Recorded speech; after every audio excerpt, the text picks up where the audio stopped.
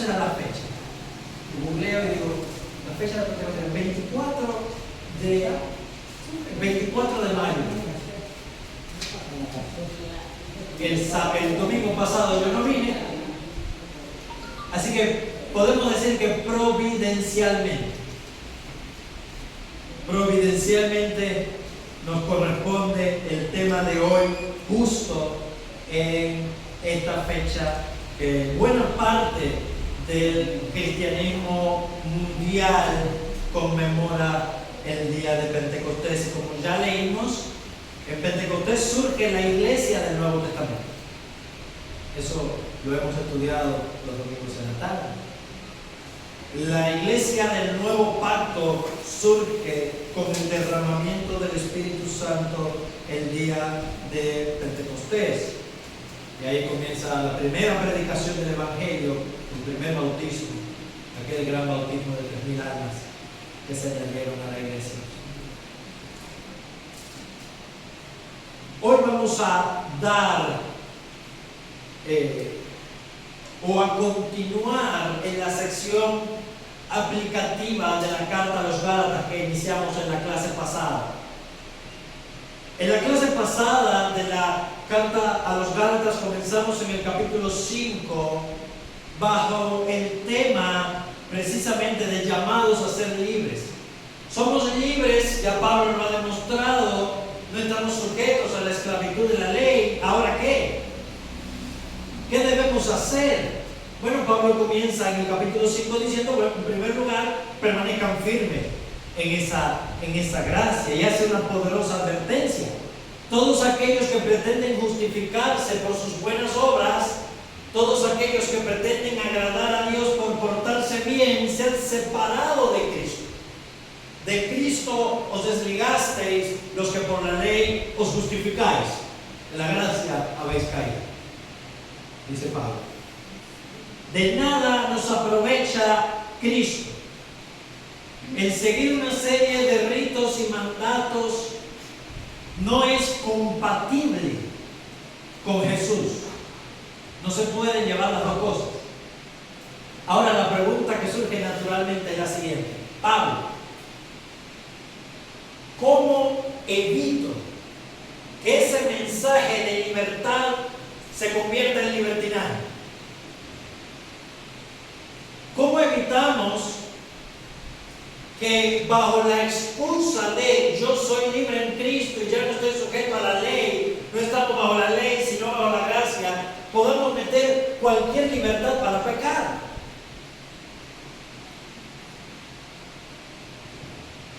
¿Cómo se evita eso? Los judaizantes le podían decir a Pablo: Pablo, nosotros estamos hablando de la misma ley de Dios y se lo estamos enseñando al pueblo precisamente para protegerlos, para que no pequen. ¿De qué manera podemos evitar una cosa y la otra? ¿De qué manera podemos? Porque sinceramente, hermanos, y esto es lo peligroso, muchos pastores, muchas iglesias, muchos padres, genuinamente, sinceramente, por querer evitar el pecado, terminan imponiendo más leyes que las que Dios dispuso. Y ahí comienzan ciertas leyendas. No vayas a tal lugar porque no hagas tal cosa que te vas a quedar ciego. ¿Sí se acuerdan? Que nos lo decían. O no camines con los pies fríos sobre el piso, te van a entrar parásitos por los pies. Son leyes que en casa nos ponen para que nosotros obedezcamos a ciertas reglas con toda la buena intención, pero muchas iglesias hacen lo mismo. Si el parámetro es la santidad desde el punto de vista del pastor, hay iglesias que dicen que las mujeres que se recortan el cabello están en pecado, o las mujeres que vienen en pantalón están en pecado, o los hombres que no visten así están en inmoralidad. Y han pecado contra Dios. O si la mujer se hace las uñas, eso es una pecadora. No te puedes pintar el cabello. Y son reglas que pueden hacer de la mejor que yo baso mi vida y trato de agradar a Dios cumpliendo todos esos parámetros que son mortales para el gozo, que son mortales para el alma. Pero tenemos iglesias desde el otro extremo que te dice, Dios es amor, Dios es puro amor y Dios en su amor recibe a todo el mundo. Y aquí recibimos a los que están en fornicación, o sea, los que están emparejados pero no se han casado. Acá recibimos a los homosexuales en su homosexualidad. O la iglesia no cierra sus puertas a los homosexuales, pero con arrepentimiento. Como mismo no cerramos la puerta a los adúlteros, pero con arrepentimiento.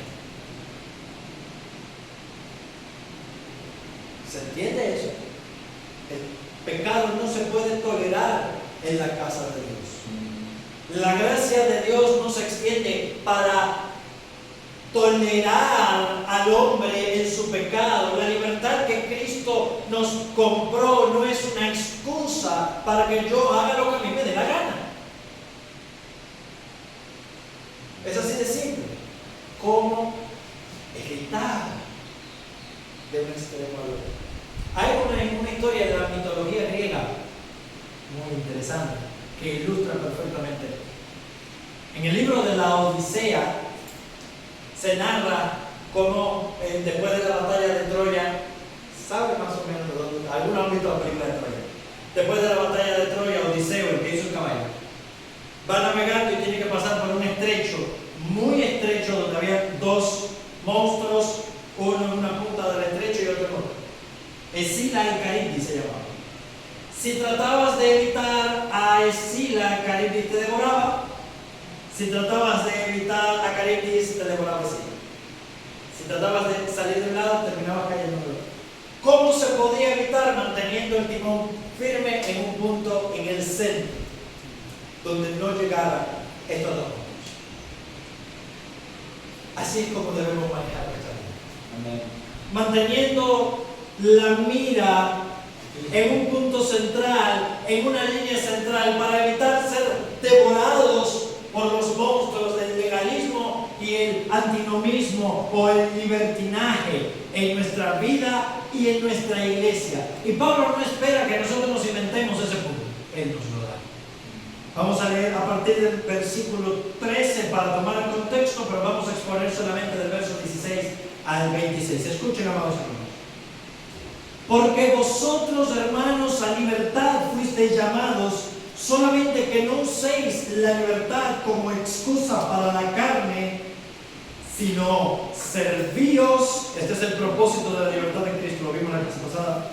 Servíos en amor los unos a los otros. Porque toda la ley en esta sola sentencia se resume: amarás a tu prójimo como a ti mismo. Pero si os mordéis y os coméis unos a otros, mirad también, no os consumáis los unos a los otros. Verso 16. Digo pues, andad en el Espíritu y no satisfaréis los deseos de la carne. Porque el deseo de la carne es contra el Espíritu y el del Espíritu contra la carne, y estos dos se oponen entre sí para que no hagáis lo que quisierais. Pero si sois guiados por el Espíritu, ya no estáis bajo la ley. Y manifiestas son las obras de la carne, que son adulterio, fornicación, inmundicia, lascivia, idolatría, hechicería, enemistades, pleitos, celos, iras, contiendas, disensiones, herejías, envidias, homicidios, borracheras, orgías y cosas semejantes a estas, acerca de las cuales os amonesto, como ya os he dicho antes, que los que practican tales cosas no heredarán el reino de Dios. Amén. Mas el fruto del Espíritu es amor, gozo, paz, paciencia, benignidad, bondad, fe, mansedumbre, templanza. Contra tales cosas no hay ley. Amén. Pero los que son de Cristo han crucificado la carne con sus pasiones y deseos. Si vivimos por el Espíritu, andemos también por el Espíritu. No nos hagamos vanagloriosos, irritándonos unos a otros, envidiándonos unos a otros. Pablo ya nos ha dicho, nos advirtió que no podemos utilizar la libertad a la que hemos sido llamados a permanecer firmes, esa libertad del pecado, esa libertad de la corrupción, esa libertad del presente signo malo de la que Cristo nos libró. No podemos utilizarla como excusa o como una ocasión para la carne, para nuestros propios deseos. La carne en la Escritura se entiende como el yo, la autonomía, el gobierno de a mí nadie me gobierna, yo hago lo que a mí me dé la gana. Yo soy mi capitán, o como diría Vicente Fernández, sigo siendo el rey. ¿Se acuerdan? ¿Se entiende eso? Eso es lo que la Escritura llama la carne. Carne no es simplemente pecado. En otra parte, en el capítulo 3, Pablo trata a la carne o al legalismo como una manifestación de la carne. Carne es querer imponer mi ley por encima de la ley o de la voluntad de Dios. Eso es la carne. Querer imponer mis deseos, mi voluntad por encima de aquello que a Dios le agrada. No es simplemente hacer pecados inmorales o escandalosos. Dice Pablo, toda la ley en la que ustedes se quieren justificar se resume en una frase: amarás a tu prójimo como a ti mismo. Y es verdad, todos nosotros nos amamos a nosotros mismos, nos encantamos. El problema, amados hermanos, no es la falta de amor propio. A nadie le falta amor propio. Si nos faltara amor propio, no comeríamos, no dormiríamos, ni nos vestiríamos. Nos sobra, es exceso de amor propio lo que tenemos. Dios quiere que eso lo orientemos a nuestro prójimo. Pero una pregunta que puede surgir: Jesús dijo que había dos mandamientos. ¿Por qué Pablo me dice que solo uno? Cuando Jesús dice que amarás al Señor tu Dios con todo tu corazón, con toda tu mente, con toda tu fuerza. ¿Pablo contradice a Jesús? No. Juan nos explica que si no amas a tu prójimo a quien has visto, no puedes amar a Dios a quien no has visto. Así que el mandamiento de amar a Dios con todo tu corazón, tu mente y tus fuerzas está implícito en este mandamiento que resume la segunda tabla de la ley: amarás a tu prójimo como a ti mismo. El amor no procura hacerle daño al prójimo, al contrario, el amor procura siempre el bienestar de nuestro prójimo. Digo pues, acá comienza nuestro punto. Pablo comienza ahora a darnos cuál es esa línea media. Dice, los legalistas yerran al decir que para obedecer a Dios tenemos que seguir ciertas pautas o reglamentos, o para agradar tenemos que seguir ciertas leyes externas. Y que el opuesto a eso es el libertinaje más horrible. Dice Pablo, no. El remedio para las dos cosas es el Espíritu Santo. El remedio para las dos cosas es la persona divina del Espíritu Santo. ¿Qué es lo que estoy diciendo, Pablo? Dice Pablo, anden en el Espíritu y no van a satisfacer los deseos de la carne. ¡Wow! ¿Pero qué se llama? Él dice, ¿cómo yo puedo evitar pecar? A todos nos encantaría no pecar. A todos nos encantaría obedecer a Dios, supongo, ¿no? A todos nos encantaría obedecer a Dios perfectamente y vencer el pecado. A todos nos encantaría que Dios nos diera una lista de decir, mira, no hagas esto, esto, esto, esto, esto y esto. Y punto. Andar con la lista siempre en el bolsillo para saber qué cosas no debemos hacer y qué cosas sí debemos hacer. Eso no existe. Ni va a existir. Pablo lo hace más fácil. Da un principio universal. En lugar de decirnos aquellas cosas que tenemos que evitar o aquellas cosas que no podemos hacer, Pablo nos da un mandato de lo que positivamente sí debemos hacer. Andar en el Espíritu. La palabra griega allí es peripatein, de donde viene nuestra palabra peripatético. lo que significa básicamente es seguir detrás de él. Los peripatéticos eran un grupo de filósofos seguidores de Aristóteles que tenían la costumbre de no estar sentados, sino que Aristóteles les enseñaba mientras caminaban. Y los discípulos les seguían tomando nota mental. Esa es la idea. Anden detrás del Espíritu. Anden en la esfera, en la guía del Espíritu Santo. No se salgan de allí. ¿Y qué va a pasar? Dice Pablo. Por añadidura, no van a satisfacer los deseos de la carne. La segunda parte de este versículo no es un mandamiento, es una promesa. Andad en el Espíritu y de ningún modo, dice el texto original, de ningún modo van a satisfacer los deseos de la carne. ¿Por qué? Versículo 17. Porque los deseos de la carne son contra el Espíritu y los deseos del Espíritu son contra la carne. Y estos dos se van a oponer. Cuando nosotros hacemos aquello que le agrada al Espíritu Santo y procuramos someternos a su dirección, no vamos a hacer aquello que nos agrada a nosotros mismos. ¿Por qué? Porque las dos voluntades son contrarias. Son dos cosas diametralmente opuestas que no pueden convivir en paz. Son dos principios rectores totalmente diferentes, la luz y la oscuridad. El deseo de la carne, noten eso, la carne, nuestra naturaleza, tiene un deseo, tiene un principio que la gobierna.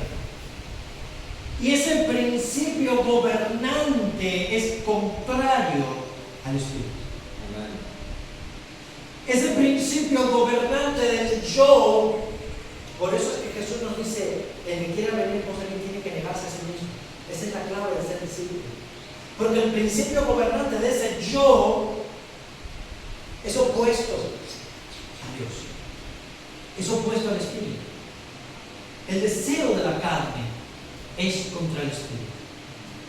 La carne quiere tener el control de todas las cosas. Es controladora, es dominante, quiere que todo se haga en su tiempo, es impaciente. Quiere conseguir todas las cosas ya y ahora. Es codiciosa, ingrata y es un pozo sin fondo. Proverbios 31 dice que en el corazón del hombre hay dos amimuelas, que solamente se sabe una palabra: dame. Esa es la única palabra. Dame y dame y dame, y no se cansa. El que desea dinero, dice el libro de Eclesiastés, no se saciará del dinero. Y el que anhela el mucho tener, no encontrará frutos. Porque tenemos un agujero en el corazón que no se sacia con nada. Algunos dicen, si yo tuviera $1 millón, qué tranquilo yo estaría. No, que cuando tengas $1 millón vas a querer tener 10. No vas a estar satisfecho con nada. Ay, si yo tuviera otra mujer aparte de la mía, otro marido aparte del mío, qué feliz yo sería. No, es mentira. La carne tiene un deseo, que es un deseo engañoso, que es un deseo pecaminoso, que es un deseo de desobediencia, y ese deseo se opone activamente al deseo del Espíritu. Y el Espíritu se opone activamente al deseo de la carne. El Espíritu quiere que nosotros esperemos, que confiemos, que nos guardemos, que obedezcamos, que descansemos, que esperemos. La carne quiere hacer. El Espíritu dice: no hay apuro, Dios va a hacer. Dios hará. Ambos se oponen entre sí. Estos dos se oponen entre sí, ¿para qué? Para que no hagas lo que quieras. En otras palabras, cuando tú quieres pecar, el Espíritu no va a dejar que encuentres satisfacción en tu pecado. Va a decir no. el Espíritu no te va a permitir encontrar satisfacción en tu pecado. Eso es, mis hermanos, como alguien que ha probado un buen vino, parafraseando a Jesús. El que prueba el buen vino ya no disfruta el añejo, porque, ya no disfruta el nuevo, dice el viejo es mejor. Hay una cosa que es mejor, ya no vuelve a lo viejo. Es difícil. El Espíritu, la nueva naturaleza. Pedro dice que la puerca lavada vuelve a revolcarse en el cielo. ¿Por qué conforma su naturaleza? Es un deseo, nada más se de un baño. Para que nosotros rechacemos el cielo, ¿qué tenemos que hacer? El Espíritu Santo tiene que transformarnos en un gato. Los gatos son conocidos por sus limpieza. A los gatos no les gusta el choque, ni la suciedad, no se sienten cómodos. Esa es nuestra nueva naturaleza. Nuestra nueva naturaleza espiritual, el nuevo hombre que mora en nosotros desde el momento en que creímos, rechaza al viejo hombre activamente. Hay una lucha en el corazón del creyente entre dos naturalezas totalmente opuestas, para que no hagan lo que quisieran, para cuando queramos obedecer a Dios, no podamos hacerlo naturalmente, porque la carne se va a oponer. Pablo lo dice más claramente en Romanos capítulo 7. No hago el bien que quiero, sino el mal que aborrezco, eso hago.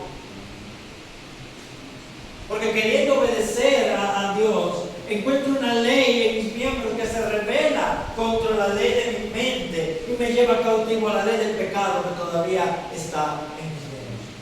Es el pecado que mora en mí. Queriendo hacer el bien, todavía encuentro que el mal está en mí. Por eso es que Pablo nos da un mandamiento. Por eso es que Pablo nos da esa orden. Anden en el Espíritu. Aquí tiene que actuar nuestra voluntad redimida, hermanos.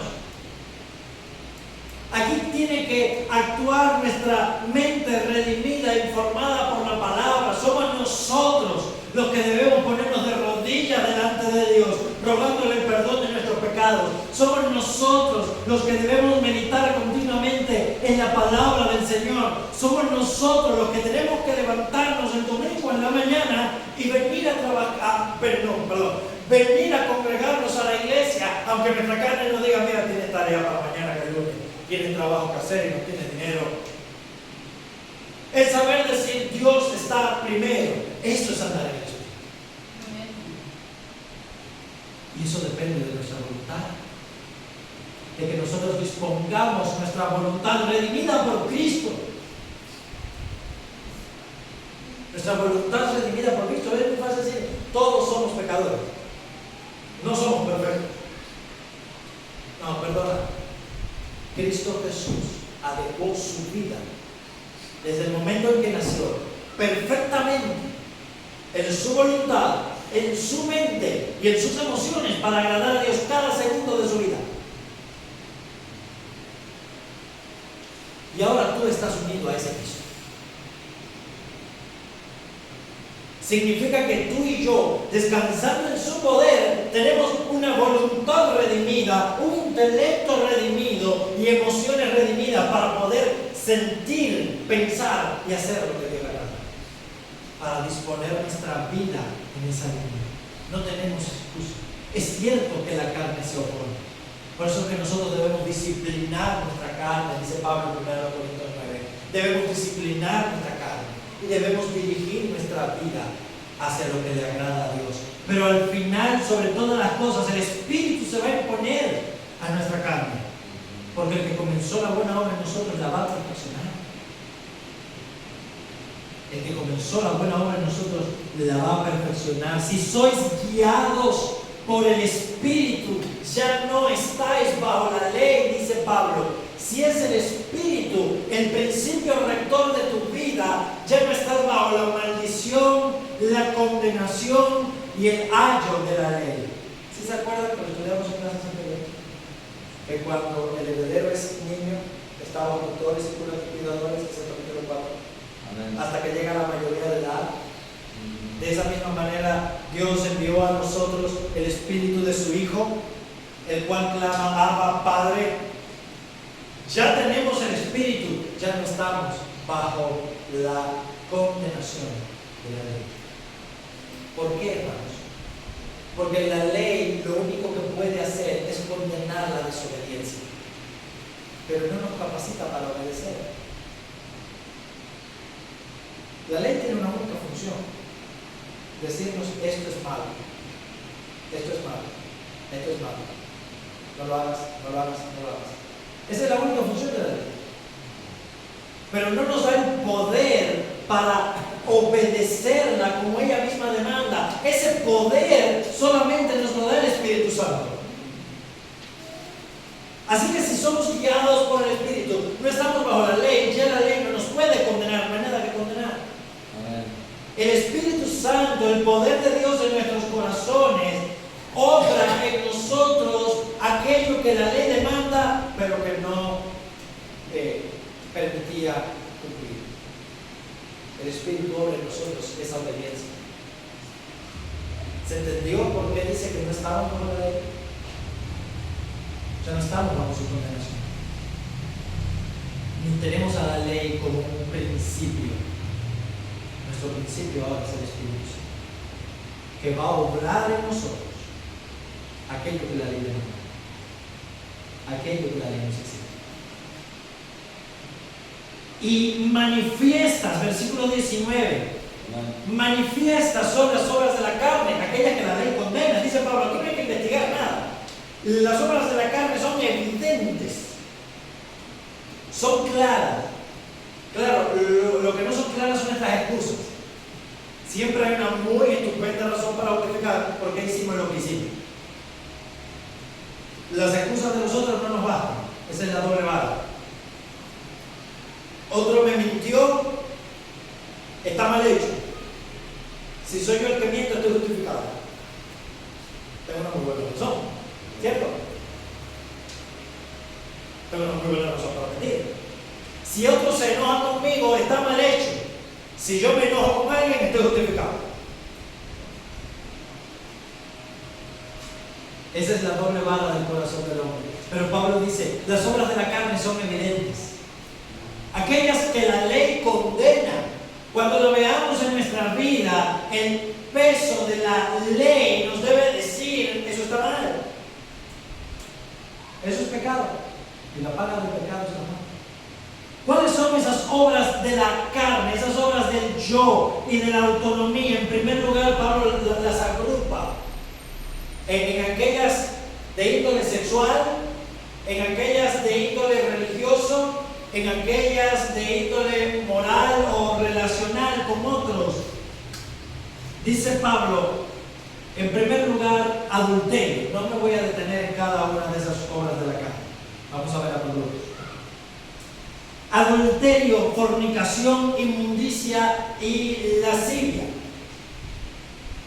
El primer grupo entra dentro del índole de lo sexual, sumamente peligrosos en medio de nuestra generación, tremendamente sexualizada. Somos una generación terriblemente estimulada sexualmente. No hay una película, no hay un programa de televisión, no hay nada que no incurra o que no contenga alguna escena sexual sin propósito. Y sin razón más que estimular, más que enganchar a la persona.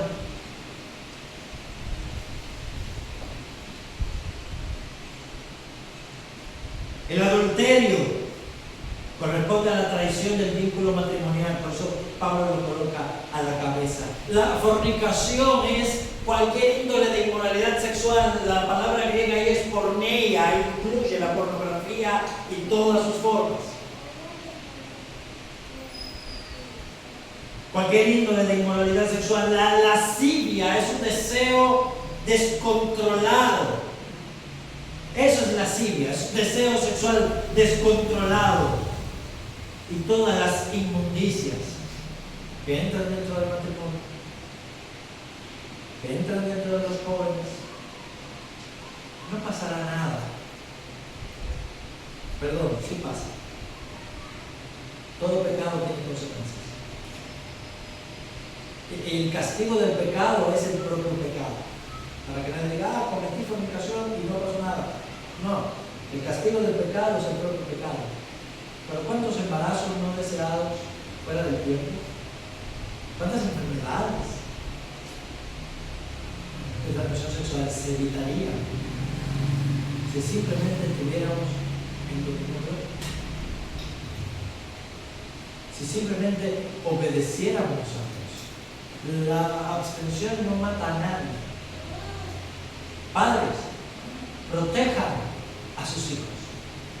No los dejen satisfacer sus deseos. Díganle no. Y si los hacen y si los desafían, disciplínenos fuertemente.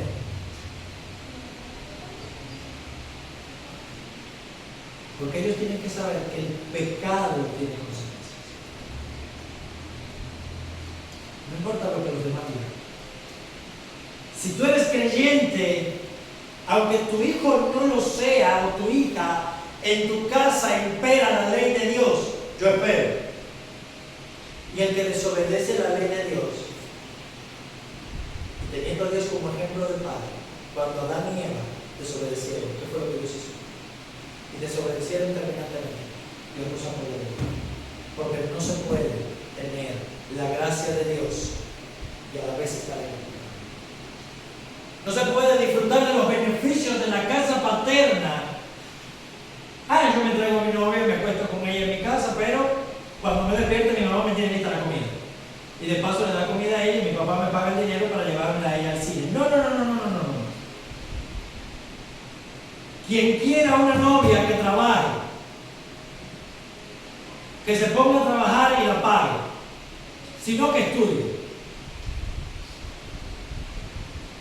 Porque el final del noviazgo es el matrimonio. Y quien quiera iniciarse sexualmente, se inicia sexualmente en su casa, no en la mía. Porque en mi casa está la ley de Dios. ¡Ay, qué mal padre eres! No. Yo lo amo. Y porque amo a mi hijo no quiero que pegue. No quiero que pegue contra Dios. Prefiero que me odie mi hijo antes que caiga en las manos del pecado. Y si él decide entregarse en el pecado, ya no va a estar bajo mi favor. Eso es lo que hace un hombre guiado por el Espíritu Santo. A eso nos debe llevar el amor al prójimo. El amor al prójimo no tolera el pecado. El amor al prójimo corrige el pecado con amor. Si yo tengo a mi hermana Fernanda, un ejemplo, o a cualquier hermano acá que padece de diabetes, seguro le encanta comer dulce o descatado, muchos dulces, pasteles.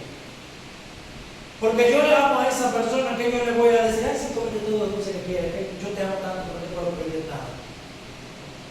No, yo no lo amo, quiero que se muera. Porque si come dulce se va a morir. Así es lo mismo con el pecado. Si amamos a una persona, vamos a hacer todo lo posible por evitar que de la misma manera se amamos a nuestros hijos. Adulterio, fornicación, inmundicia, lascivia, idolatría, hechicería, idolatrías y hechicerías. Aquí entran dentro de la índole de pecados religiosos, aquellos que practican alguna especie de idolatría de cualquier forma. No simplemente tener ídolos en imágenes. Los ídolos más peligrosos se llevan en el corazón. En la hechicería, aquí hay un dato curioso, hechicería aquí es farmaqueia, de donde viene nuestra palabra farmacia. Porque para este tiempo del siglo I, esta clase de hechizos eran simplemente por hierbas mezcladas con cuestiones espirituales. Hechicerías.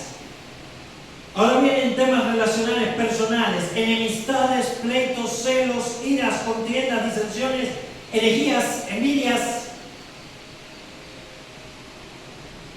homicidios. Pablo va ascendiendo de la enemistad al homicidio en las relaciones personales.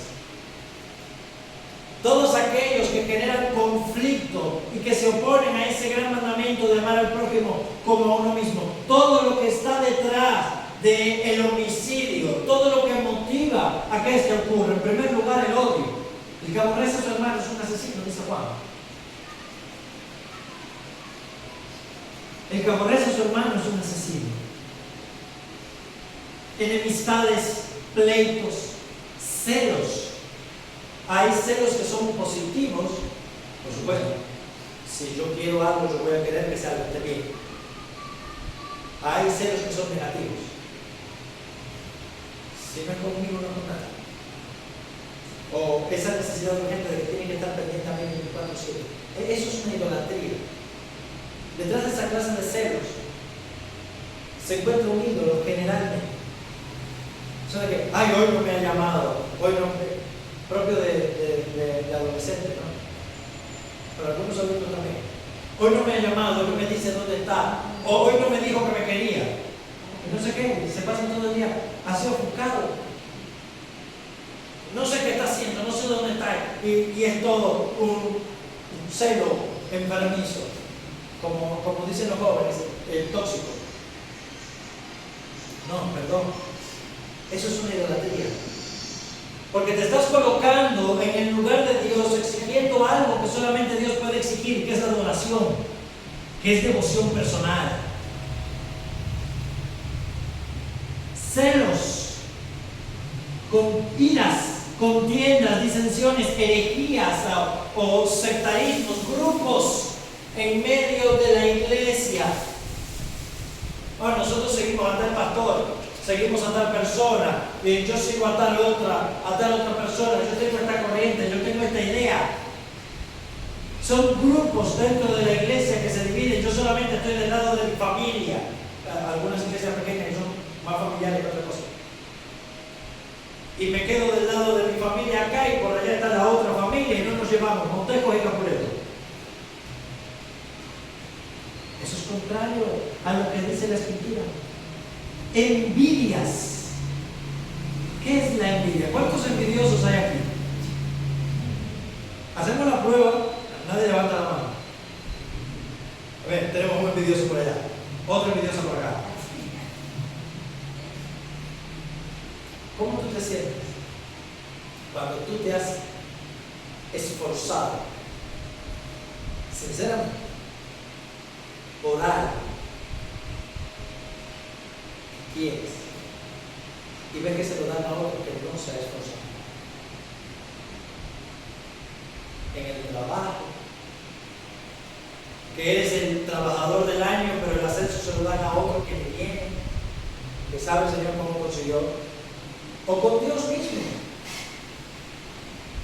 Cuando un hermano tiene prosperidad o recibe bendiciones o ejerce algún don,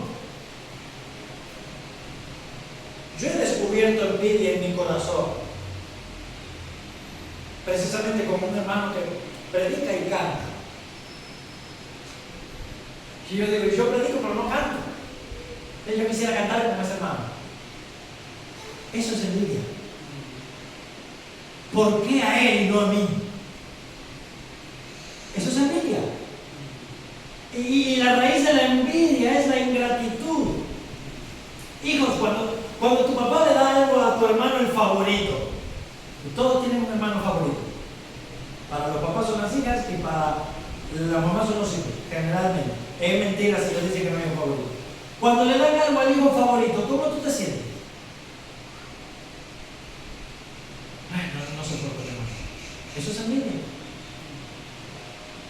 Siempre tu favorito. Eso es envidia. Eso es envidia y eso es una obra de la carne. Envidias y homicidios. Falta de control, dice Pablo, borracheras y orgías. Falta del dominio propio.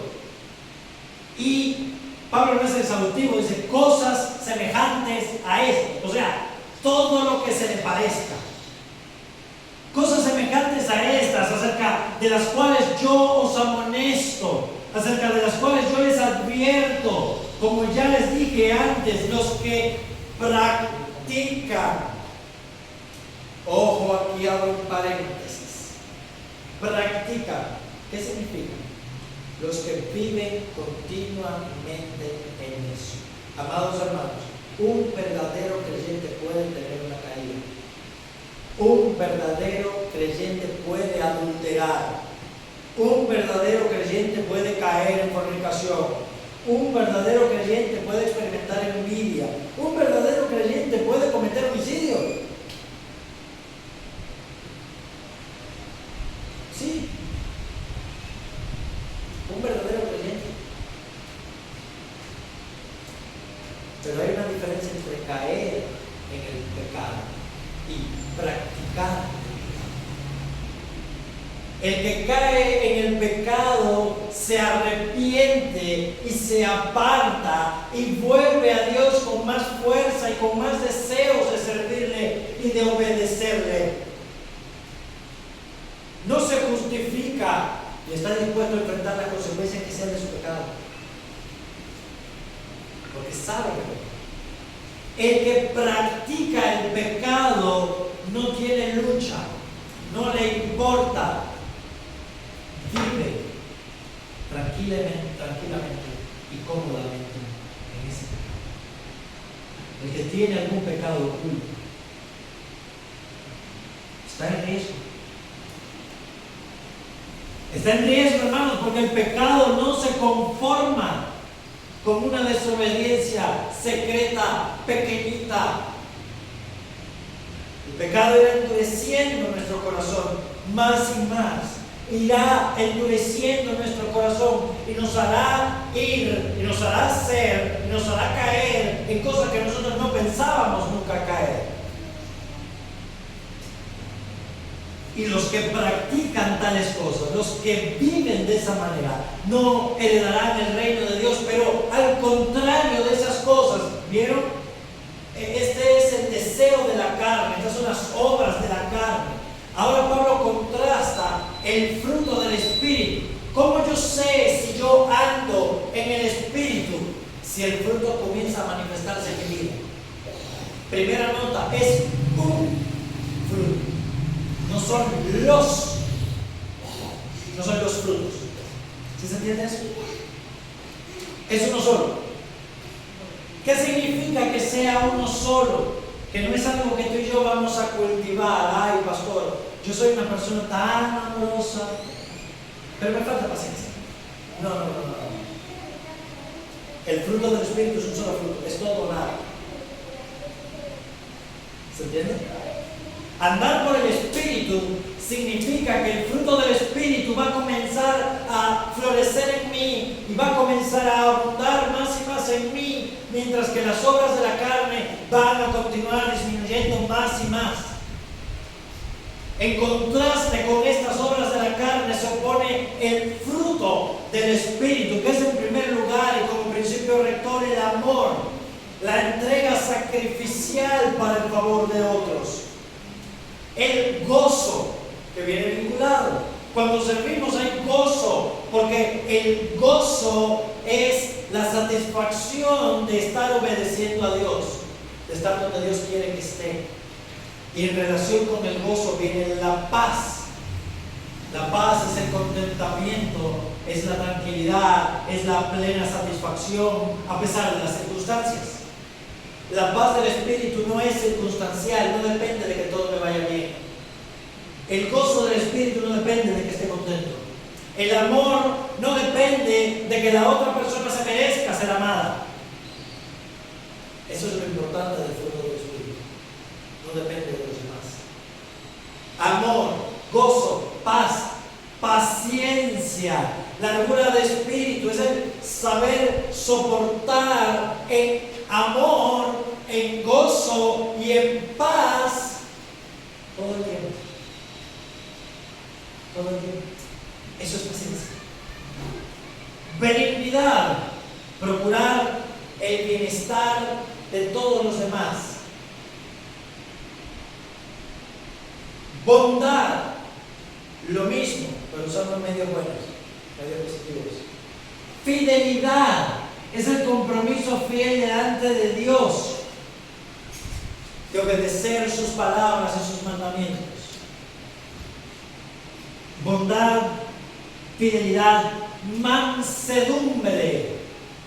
Es el saber que por mí mismo y en mí mismo yo no merezco nada. Saber que soy una persona quebrada espiritualmente y por ende tomo esa actitud de sujeción, de humildad. Es el poner bajo control mis pasiones. Y ahí viene junto la templanza, el dominio propio. ¿Se vieron que es una cadena? No se puede tener verdadero amor sin bondad, sin fidelidad, sin dominio propio, sin paciencia, sin la mansedumbre. La mansedumbre no es mensedumbre, es mansedumbre. Es tener mi poder, mi deseo, mi voluntad bajo control. Es que cuando quiero vengarme no lo hago, al contrario, hago el bien.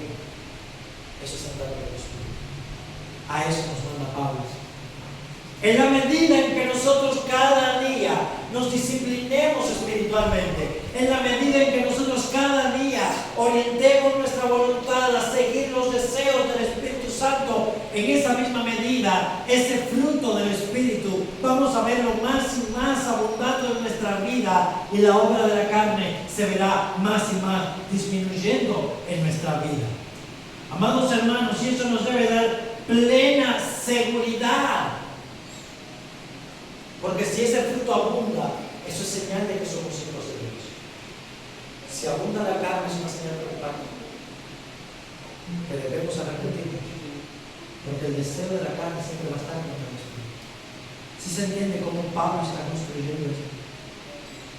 El que anda por el Espíritu no está bajo la ley. El que anda por el Espíritu abunda en su fruto. Si en lo que nosotros abunda la carne, estamos bajo la condenación de la ley a causa de nuestro pecado. Si nosotros practicamos y vivimos y nos deleitamos en el pecado, no heredaremos el reino de Dios, no importa nada más. Este es el remedio que Pablo pone frente al pecado y al abuso de la libertad en Cristo. La libertad en el Espíritu, que produce en nosotros aquello que nosotros mismos no podemos hacer por nuestras fuerzas. Pero los que son de Cristo, tú, si eres cristiano, los que son de Cristo han crucificado su carne, han hecho morir la carne con todas sus pasiones y deseos en la cruz. Amén. Los que son de Cristo han hecho morir su carne.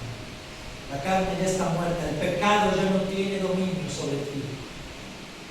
Por tanto, para concluir, dice Pablo, ya que estamos vivos por el Espíritu, ya que por el Espíritu somos una nueva criatura, andemos también por el Espíritu, vivamos también por el Espíritu, sigamos al Espíritu, disciplinémonos a nosotros mismos y procuremos abundar en ese fruto como evidencia de que en verdad somos creyentes. No nos hagamos vanagloriosos, irritándonos unos a otros, envidiándonos unos a otros.